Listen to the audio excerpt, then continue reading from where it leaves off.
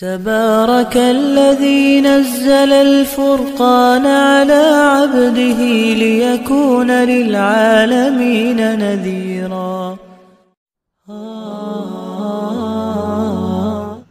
الحمد لله نحمده ونستعينه ونستغفره ونؤمن به ونتوكل عليه ونعوذ بالله من شرور أنفسنا ومن سيئات أعمالنا من يهده الله فلا مضل له ومن يضلله فلا هادي له ونشهد أن لا إله إلا الله وحده لا شريك له ونشهد أن سيدنا ومولانا محمدا عبده ورسوله أرسله إلى كافة للناس بشيرا ونذيرا وداعيا إلى الله بإذنه وسراجا منيرا.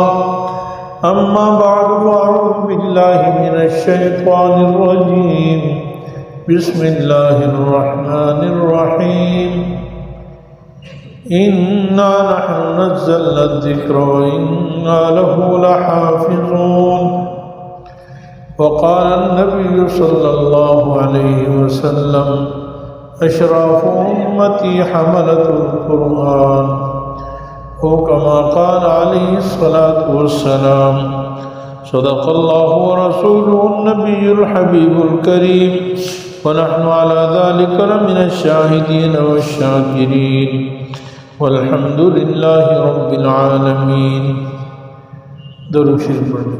اللهم صل على محمد وعلى آل محمد كما صليت على إبراهيم وعلى آل إبراهيم إنك حميد مجيد. اللهم بارك على محمد وعلى آل محمد كما باركت على إبراهيم وعلى آل إبراهيم إنك حميد مجيد. رب اشرح لي صدري ويسر لي أمري واحلل عقدة من لساني يفقه قولي رب زدني علما. سب تعریفیں اللہ جل جلالہ کی. اللہ جل جلالہ ساری کائنات کے خالق ہیں، مالک ہیں، حاضر ہیں. اسی نے ہی ساری کائنات کو بنایا اور وہ اکیلا ہی ساری کائنات کا نظام چلا رہا ہے. اس کی بے شمار نعمتیں ہیں، اس کے احسانات ہیں.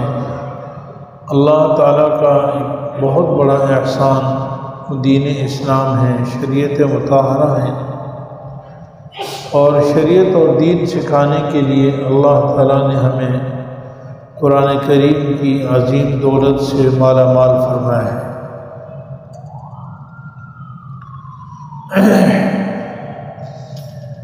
ابھی قریب زمانے میں، قریب عرصے میں آپ نے سنا کہ سویڈن کے اندر قرآن کریم کی توہین کی گئی اور قرآن کریم کو جلایا گیا.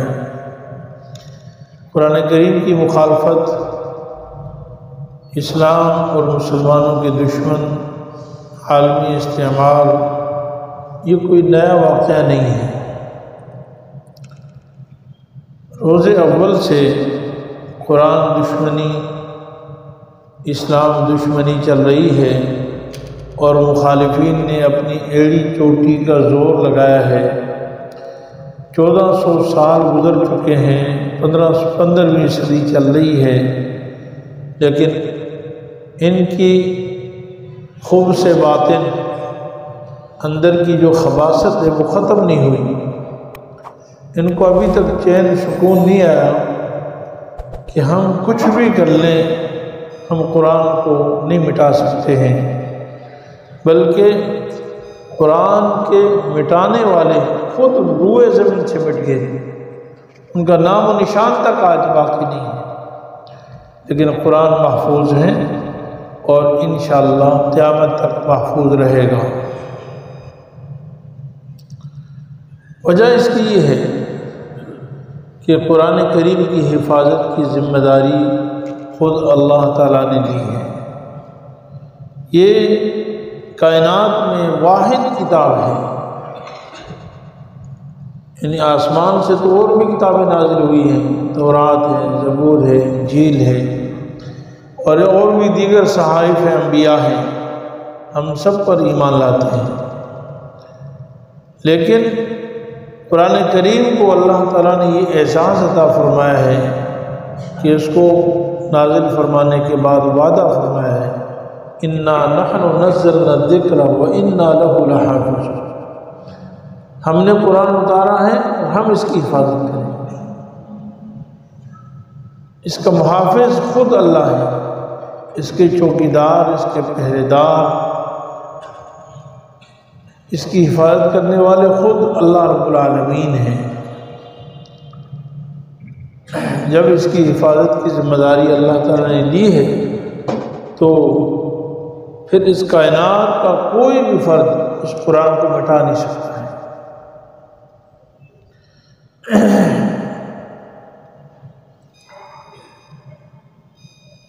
ہمارے نبی سیدنا محمد مصطفیٰ صلی اللہ علیہ وسلم پر جو نبوت کا آغاز ہوا، نبوت کی ابتدا ہوئی، وہی سے ہوئی، اور یہ بتانے کے لیے کہ نبی کا مقصد ہی وہی الہی ہوتا ہے۔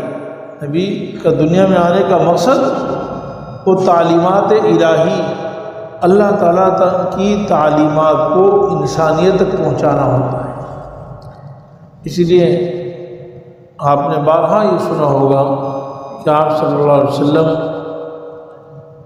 غار حرا میں جا کر عبادت کیا کرتے تھے، تنہائی میں رہتے تھے اور کئی راتیں وہیں گزارتے تھے۔ 6 مہینے تک آپ صلی اللہ علیہ وسلم نے غار حرا میں عبادت فرمائی۔ آپ صلی اللہ علیہ وسلم بخاری شریف کے شروع میں ہے کہ آپ صلی اللہ علیہ وسلم فرماتے ہیں، ایک دن یکا یک اچانک ایک فرشتہ میرے سامنے آیا، حضرت جبریل علیہ السلام، اور انہوں نے مجھے کہا کہ اقرا، آپ پڑھیے۔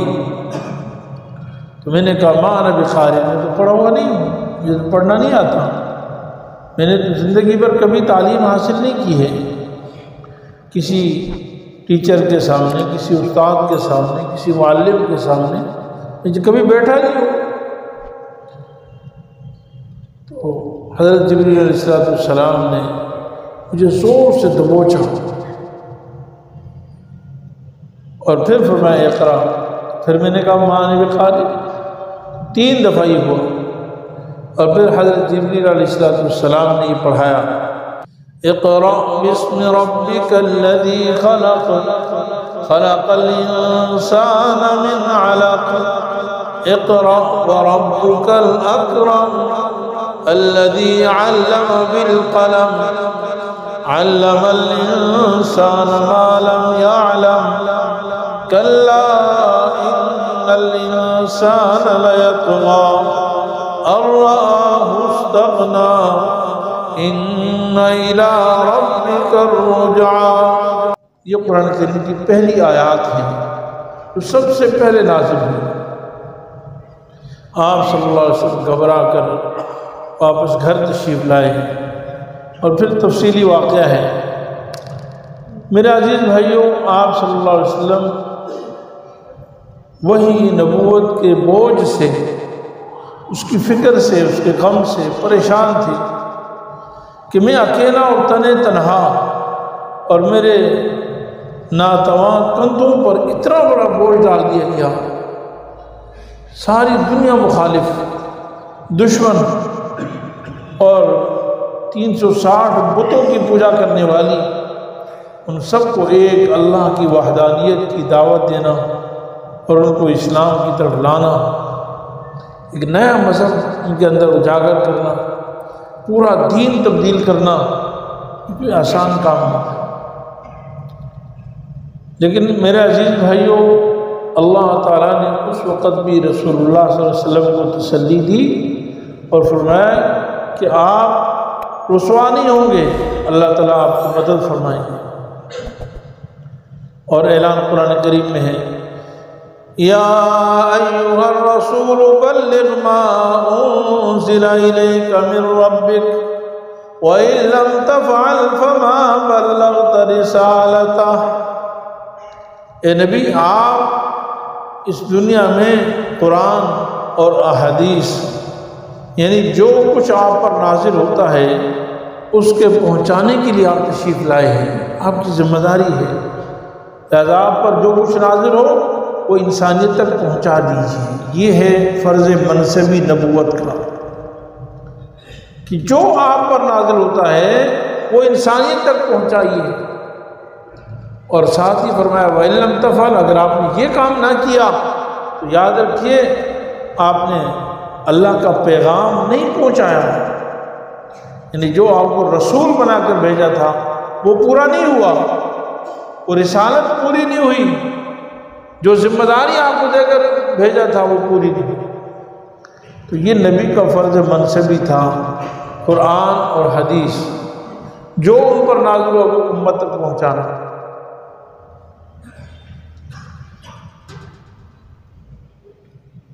اب اس پر دو خطرے ہیں، ایک تو یہ کہ قرآن کریم میں کوئی مخالفت پیدا ہوگی، اس کے اندر لوگ اس کو مٹانے کی کوشش کریں گے، اس کے بارے میں یا وہ خود ہی مٹ نہ جائے، محفوظ نہ ہو، اس طرح کے خطرات بھی ہوتے ہیں۔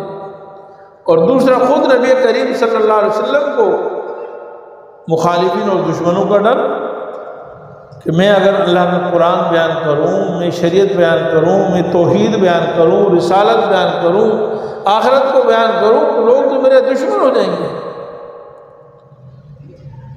اس لیے کہ دشمنی کے لیے یہی کافی ہے کہ آپ حق پر قائم ہو۔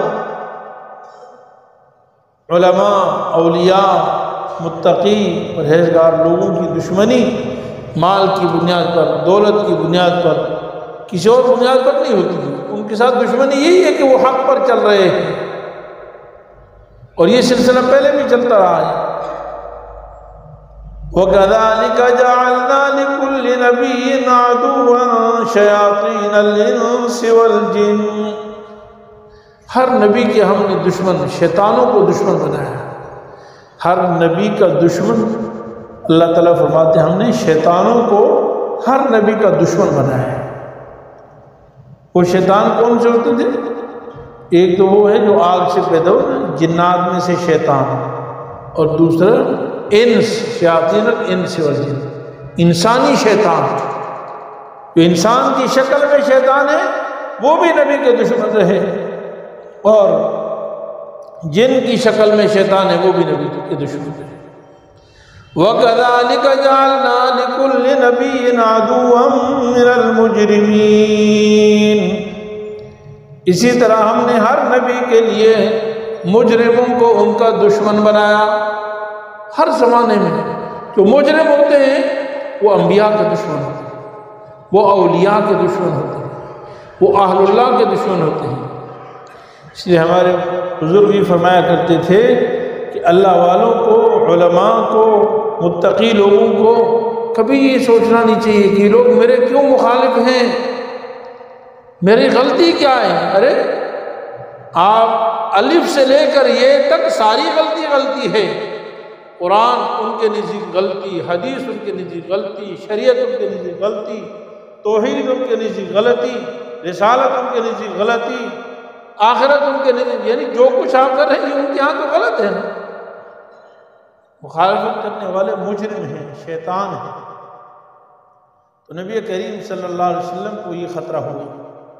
اللہ تعالیٰ نے دونوں وعدے فرمائے ہیں، فرمایا قرآن میں نے اتارا ہے، اس کی حفاظت میں کروں گا، آپ پریشان نہ ہوں۔ اِنَّا نَحْنُ نَزَّلْنَا الذِّكْرَ وَإِنَّا لَهُ لَحَافِظُونَ، ہم نے قرآن اتارا ہے، ہم اس کی حفاظت کریں گے، اور دوسرا آپ کی حفاظت وہ بھی ہم کریں گے۔ وَاللَّهُ يَعْصِمُكَ مِنَ النَّاسِ، اللہ تعالیٰ آپ کی حفاظت کریں گے لوگوں سے۔ تو نبی کی حفاظت کی ذمہ داری بھی اللہ تعالیٰ نے لی۔ سارا عرب دشمن ہے، اکیلے تنہا حضرت محمد صلی اللہ علیہ وسلم کہہ رہے ہیں لا الہ الا اللہ محمد الرسول اللہ۔ الحمدللہ آپ صلی اللہ علیہ وسلم کا پیغام بھی آج پوری دنیا کو پہنچ گیا، اور آپ صلی اللہ علیہ وسلم کا لایا ہوا کلام بھی آج پوری دنیا کو اللہ تعالیٰ نے پہنچا دیا ہے، اور آج تک محفوظ ہے۔ قرآن کریم کا ایک ایک لفظ محفوظ ہے، زیر زبر محفوظ ہے، قرآن کریم کی معانی محفوظ، قرآن کریم کے الفاظ محفوظ، قرآن کریم کی مفہوم محفوظ، قرآن کریم کی مراد محفوظ۔ بلکہ قرآن کریم سب سے پہلے جن لوگوں نے حاصل کیا، سب سے پہلے جنہوں نے قرآن کریم پڑھا، صحابہ اکرام کی ساری زندگی محفوظ ہے۔ جس معاشرے میں قرآن نازل ہوا وہ معاشرہ محفوظ ہے۔ الحمدللہ آج مسلمانوں کے پاس سب سے بڑی جو امتیازی شان ہے، جس پر مسلمان واقعی طور پر بجا طور پر فخر کر سکتے ہیں، وہ علم الہی ہے، وہ وحی الہی ہے۔ دنیا میں یہودی مذہب بھی آسمانی مذہب ہے، عیسائی مذہب بھی آسمانی مذہب ہے، لیکن ان کے پاس اپنے مذہب کی کوئی چیز محفوظ نہیں، اور الحمدللہ قرآن محفوظ ہے۔ تو میرے عزیز بھائیو، اس قرآن کی حفاظت کی ذمہ داری اللہ تعالیٰ نے لی ہے، اور یہ محفوظ رہے گا۔ اس لیے جو اپنی دشمنی نکالنا چاہتے ہیں، اپنی باطنی خباثت ظاہر کرنا چاہتے ہیں، ان کو سمجھنا چاہیے کہ انشاءاللہ وہ دن دور نہیں جب تم دنیا سے مٹ جاؤ گے، اللہ تعالیٰ تمہارے نام و نشان مٹا دیں گے، ذلیل و خوار ہو جاؤ گے، لیکن قرآن آج بھی محفوظ ہے، پہلے بھی محفوظ تھا، اور قیامت تک انشاءاللہ یہ محفوظ رہے گا۔ میرا عزیز بھائیو، قرآن کریم کی حفاظت اللہ تعالیٰ نے عجیب طریقے سے کی۔ جس طرح قرآن کریم معجز کتاب ہے، تو قرآن کریم کی حفاظت کا جو طریقہ ہے وہ بھی معجزانہ ہے۔ پوری دنیا میں چیلنج ہے کہ جس طریقے سے اللہ تعالیٰ نے قرآن کی حفاظت کی ہے، پوری دنیا میں کوئی ایک کتاب، نہ قرآن سے پہلے نہ قرآن کے بعد، قیامت تک آج تک وہ اس کا وجود نہیں ہے کہ جس طرح اللہ تعالیٰ نے قرآن کی حفاظت کی، ایسی کسی کتاب کی حفاظت نہیں۔ تورات کے حافظ صرف نبی ہوا کرتا تھا، انجیل کے حافظ نبی ہوتا تھا، نہ تورات کو یاد کیا جاتا تھا، نہ انجیل کو یاد کیا جاتا تھا، نہ کسی اور آسمانی کتاب کو یاد کیا جاتا تھا۔ آج واحد اللہ تعالیٰ کا کلام قرآن کریم ایسی کتاب ہے جو اللہ تعالیٰ نے انسانیت کے سینوں میں محفوظ کر دی ہے، اور ایک محدود اندازے کے مطابق، ایک سروے کے مطابق اس وقت الحمدللہ پوری دنیا میں 1,60,00,000 حافظ قرآن موجود ہیں۔ 1,60,00,000 ایسے لوگ ہیں جن کے سینوں میں الحمد سے لے کر والناس تک قرآن محفوظ ہے۔ ہر سال لاکھوں لوگ قرآن کریم یاد کرتے ہیں، نہ کوئی دولت ملتی ہے، نہ کوئی اس پر کوئی دنیاوی مراعات ملتی ہے۔ اور دوسری بات یہ کہ قرآن کریم کا یاد کرنا خود شریعت نے بھی فرض نہیں قرار دیا، واجب نہیں قرار دیا، صرف اتنا قرآن کریم یاد کرنا فرض ہے جس سے نماز ادا ہو جائے، یعنی 3 آیتوں کی مقدار قرآن کریم یاد ہو جس سے آپ نماز پڑھ سکیں، کیونکہ نماز میں قرآن فرض ہے، اتنا قرآن یاد کرنا فرض۔ جیسے چھوٹی چھوٹی صورتیں بعض لوگوں کو یاد ہوتی ہیں، قل هو اللہ یاد ہے، انا اعطیناک الکوثر یاد ہے، کوئی چھوٹی 2 صورتیں یاد ہو تو فرض پورا ہو گیا۔ پورا قرآن کریم یاد کرنا کوئی فرض نہیں ہے، کوئی واجب نہیں ہے، کوئی نہیں یاد کرے گا تو گناہگار نہیں ہوگا، لیکن اس کے باوجود اللہ تعالیٰ نے قرآن کی محبت مسلمانوں کے دلوں میں اس طرح ڈالی ہے کہ ہر کوئی قرآن کریم یاد کرنا اپنی دنیا اور آخرت کی سعادت سمجھتا ہے۔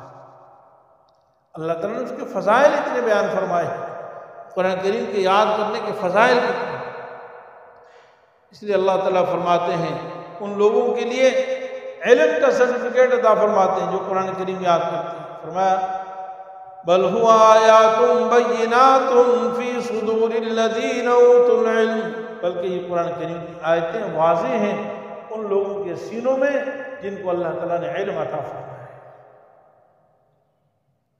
ہر دور میں مخالفین نے پوری کوشش کی، ایڑی چوٹی کا زور لگایا۔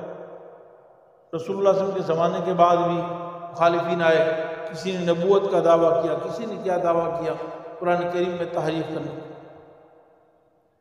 لیکن الحمدللہ آج تک کسی کی کوشش، یہ نہیں کہ کوشش نہیں کی، لاکھوں انسانوں نے کوشش کی، لیکن کوشش کرنے والے مر مٹ گئے، کھپ گئے، نام و نشان نہیں رہا، قرآن محفوظ ہے الحمدللہ۔ علامہ بغوی رحمۃ اللہ علیہ نے واقعہ لکھا ہے، قرآن کریم میں حضرت موسیٰ علیہ السلام اور خضر علیہ السلام کا واقعہ ہے۔ وہ ایک بستی میں، لمبا واقعہ ہے، تو تیسرے نمبر پر ایک بستی میں گئے جن سے کہا کہ بھئی کچھ مہمان نوازی کر دو، مسافر ہے۔ تو انہوں نے کہا کہ جی ہم کوئی مہمان نوازی نہیں کر سکتے۔ پھر اسی بستی میں ایک دیوار تھی جس کو حضرت موسیٰ علیہ السلام نے کھڑا کر دیا، خضر علیہ السلام کو حضرت خضر علیہ السلام نے کھڑا کر دیا، خضر علیہ السلام نے، موسیٰ علیہ السلام نے۔ تو یہ انطاکیہ ایک علاقہ ہے، انطاکیہ ان کا واقعہ ہے۔ اب اس میں ایک طرح سے اس قوم کی مذمت اور برائی ہے کہ اس قوم نے مہمانوں کو کھانا تک نہیں کھلایا۔ یہ عرب کے لیے بڑی شرم کی بات تھی۔ حدیث میں آتا ہے کہ یہ انطاکیہ قوم جو ہے حضور صلی اللہ علیہ وسلم کے زمانے میں آپ کے پاس بہت بڑا سونا، بھاری بھرکم سونا لے کے، بہت بڑا وزن، اور کہا کہ یا رسول اللہ اس قرآن کریم کی اس آیت میں جو 16ویں پارے کی آیت ہے اس میں ہماری قوم کی مذمت ہے، اور یہ ایک عیب کی بات ہے کہ یار ہم نے مہمانوں کو کھانا تک نہیں کھلایا، قیامت تک ہمارا تذکرہ اس قرآن میں رہے گا۔ وہ آیت ہے فانطلقا حتى إذا أتيا أهل قرية استطعما أهلها فأبوا أن يضيفوهما فوجدا فيها جدارا يريد أن ينقض فأقامه قال لو شئت لاتخذت عليه أجرا۔ اس آیت میں قرآن کریم نے یہ بیان کیا ہے فأبوا، انہوں نے انکار کیا ان کی مہمان نوازی سے۔ تو انطاکیہ قوم کے لوگ خود حضور کی خدمت میں آئے اور بہت بڑا سونا، بھاری بھرکم سونا لے کے آئے، اور آپ صلی اللہ علیہ وسلم سے فرمایا آپ یہ سونا ہم سے لے لیجئے اور صرف ایک نقطے کا اضافہ کر دیجیے، ایک نقطہ، قرآن کریم کی پورے قرآن کریم میں ایک نقطہ۔ یہ فَأَبَوْا میں با جو ہے نا، با، اس با کا نقطہ اوپر کر کے ایک نقطہ اور بڑھا دیجئے، فَأَبَوْا کی بجائے فَأَتَوْا ہو جائے گا، فَأَبَوْا کی بجائے فَأَتَوْا، معنی بدل جائے گا۔ فَأَبَوْا کا معنی ہے مہمان نوازی سے انکار کیا، فَأَتَوْا أَن يُضَيِّفُوهُمَا کا معنی انہوں نے مہمان نوازی کی۔ اتنی گزارش میں سیدنا محمد مصطفیٰ احمد مجتبیٰ صلی اللہ علیہ وسلم نے فرمایا ارے آسمان و زمین کی ساری دولت میرے ہاتھ میں رکھ دو، یہ قرآن اللہ کا کلام ہے، اس میں ایک زیر زبر پیش کے اضافہ نہیں ہو سکتا، کمی نہیں ہو سکتی، ورنہ یہ کلام اللہ نہیں رہے گا۔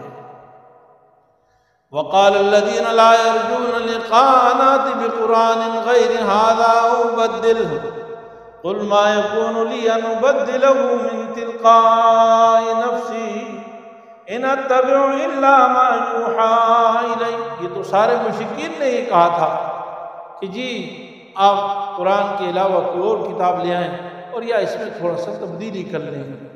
آپ نے فرمایا میرے لیے اختیار نہیں ہے کہ میں اس میں ذرا بھی تبدیلی کر سکتا، تو نبی اس قرآن میں تبدیلی نہیں کر سکتا ہے، ورنہ جھوٹ ہو جائے گا، یہ اللہ کا کلام نہیں رہے گا۔ تو اس کائنات میں کون ہے جو اس میں تبدیلی کر کے دکھا دے؟ تبدیلی نہیں ہو سکتی۔ علامہ ابن کثیر رحمہ اللہ نے ایک بڑا عجیب واقعہ لکھا ہے کہ مامون الرشید کے زمانے میں ایک علمی مجلس ہوا کرتی تھی اور ہر آدمی اس میں آتا تھا۔ تو ایک دفعہ مجلس قائم تھی، ایک عیسائی بہت بڑا مبلغ اور عالم تھا، وہ آیا، بڑا ماہر تھا، فصیح و بلیغ تھا۔ تو مامون الرشید نے اس کی گفتگو بہت اچھی سنی اور اس سے کہا کہ تم عیسائی ہو؟ اس نے کہا ہاں، مجلس کے آخر۔ تو اس سے کہا کہ اگر تم مسلمان ہو جاتے تو ہم تمہارا بہت عزت اعزاز و اکرام کرتے۔ اس نے کہا جی نہیں، ایسا نہیں ہو سکتا، میں اپنے باپ دادے کے دین کو نہیں چھوڑ سکتا۔ اس نے کہا ٹھیک ہے، بات آئی گئی ہوگی۔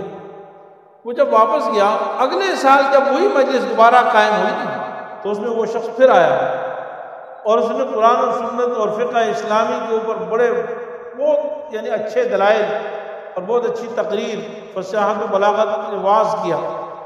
مامون الرشید نے کہا کہ تم لگتے ہو پچھلے سال بھی تم آئے تھے، اور اس سال کہا جی میں وہی ہوں۔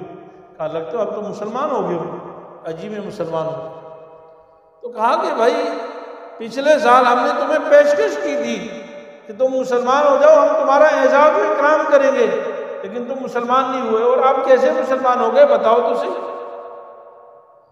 اس عالم نے کہا، عیسائی عالم نے، کہ تمہاری بات میرے دل میں چلی گئی تھی، دل میں گھر کر گئی تھی۔ تو میں اس کے بعد ریسرچ شروع کی کہ آخر مذہب کون سا سچا ہے، قرآن سچا ہے، تورات سچی ہے یا انجیل سچی ہے؟ تو میں کاتب ہوں، لکھنے سے میرا بڑا تعلق ہے۔ میں نے ایسا کیا کہ تورات کے چند نسخے اپنے ہاتھ سے لکھے اور اس میں خود اپنے، دوسرے کی بات تو چھوڑ دو کس نے کمی زیادتی کی، میں نے خود اس میں کمی زیادتی کی، کچھ الفاظ بڑھا دیے، کچھ کم کر دیے، اور میں یہودیوں کے پاس لے کر گیا۔ یہود نے اس کو بڑی خوشی سے قبول کیا اور کہا کہ واہ واہ، اتنی خوبصورت لکھائی، بہت اچھی، اور اس کو اپنے گرجے میں رکھ لیا۔ پھر میں نے انجیل کے چند نسخے لکھے اور اس میں کچھ کمی زیادتی خود کی، اور پھر عیسائیوں کے پاس لے کر گیا، انہوں نے بھی مجھے شاباش دی، انعام دیا۔ پھر میں نے قرآن کریم کی باری آئی اور میں نے قرآن کریم کی چند صفحات میں نے لکھے، ایک پارہ لکھا اور اس میں نے تحریف تھوڑی سی کی، زیادہ نہیں کی، تھوڑی سی کی۔ اب میں مسلمانوں کے پاس لے گیا، جس کے پاس بھی لے گیا وہ پڑھے کہ یہ تو غلط ہے، بھائی یہ تو نسخہ یہاں رکھنا نہیں، اس کو اٹھاؤ لے جاؤ، یہ غلط ہے، اس میں یہ غلطی، اس میں یہ غلطی، اس میں یہ غلطی، اس میں یہ غلطی۔ کہ کسی بھی عالم کے پاس جاؤں، کسی بھی حافظ قرآن کے پاس جاؤں، وہ کہ یہ تو غلط ہے۔ مجھے یقین ہو گیا کہ روئے زمین پر اگر کوئی صحیح کتاب ہے تو وہ صرف قرآن کریم ہی ہو سکتا ہے، اس کے علاوہ کوئی کتاب روئے زمین پر محفوظ نہیں ہے، صحیح کتاب۔ تو اس لیے میں مسلمان ہو گیا۔ میرے عزیز بھائیوں، یہ قرآن کریم ہمیشہ محفوظ رہے گا۔ آج